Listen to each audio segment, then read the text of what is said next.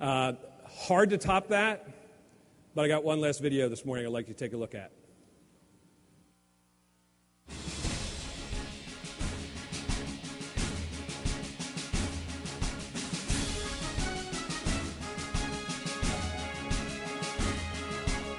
We control the tempo of this football game today.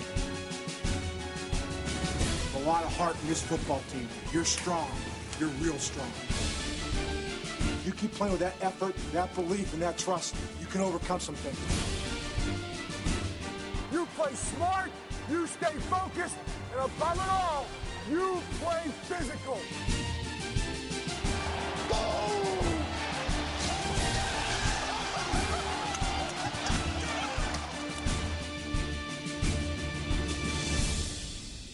Teammates, Mr. Bill Cowher.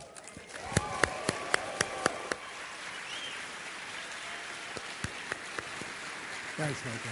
Thanks for being here.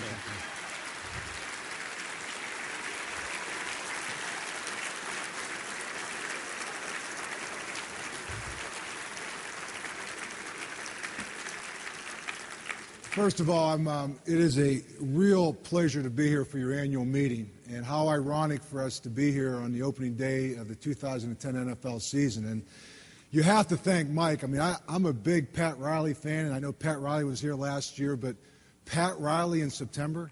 I mean, come on. I mean, maybe Pat Riley in February, Mike, I'd be okay, but not the start of football season. And, you know, football season is exciting. I think the thing that happens, and ironically, I was on the phone. I try to call a lot of my colleagues around the league and wish them good luck as they embark upon this season, because in every city, it's amazing how 32 teams are looking at this year being a special year.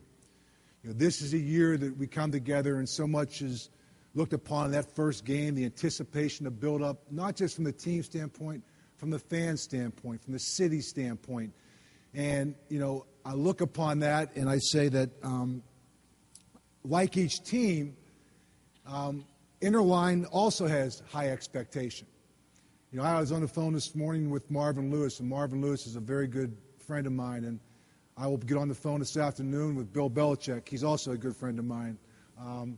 And, you know, the one thing about them is they talk about their preparation. They talk about the expectation. They talk about what they've put together and the time they put together. And, you know, a lot of it is based on the criteria that you are working with. And expectation, a lot has to do with where you ended.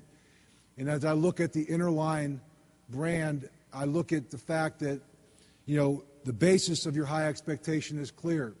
You do $1.1 billion in annual sales. Now, $1.1 billion is a large number. I don't care how you cut it. I mean, that is a big number. And the second thing that you've been able to do is, through the last two very tough economic years, you've been able to persevere. And I know, as kind of Mike made a reference to, and people talk to me, they have to use football analogies. They said, you know, it's been like an 8-8 season. Well, you know, sometimes that's not bad. And perseverance becomes a big part of where you want to go. But as I look at 2010 and 2011, for Interline, it's about going to the next level. You know, you look at the theme, ignition. To ignite is to turn on or to spark something. You know, ignition means growth.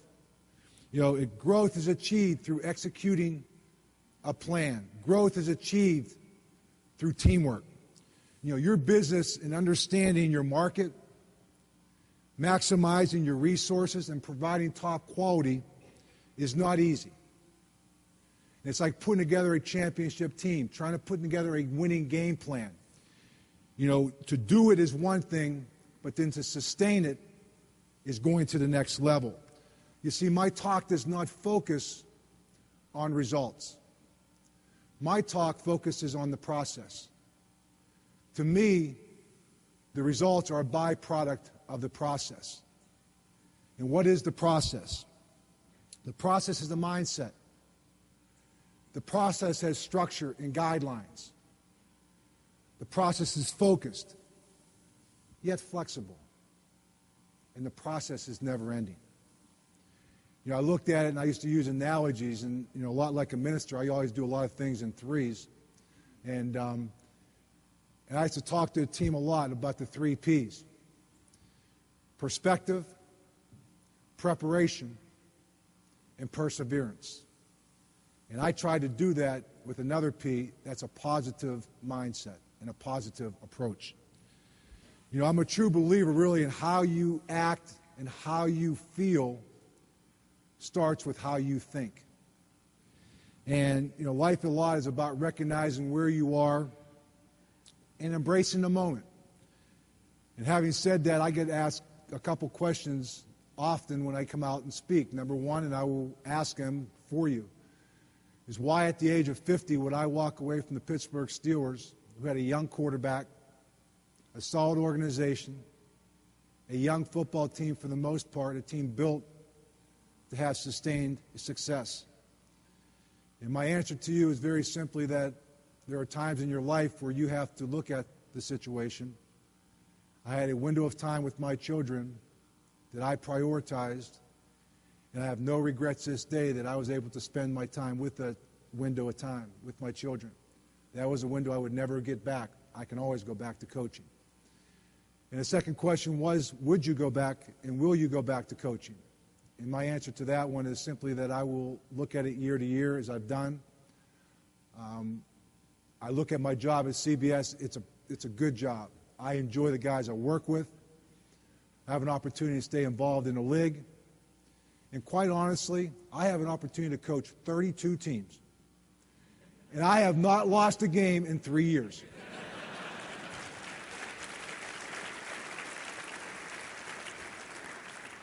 So I really look at it, 53, I feel like I really have been a blessed man.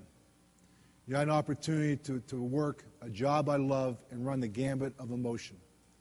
Now, I had a lot of trust and support from a lot of people along the way. But I look at it and I say life is about growth. And really for me, it started very early.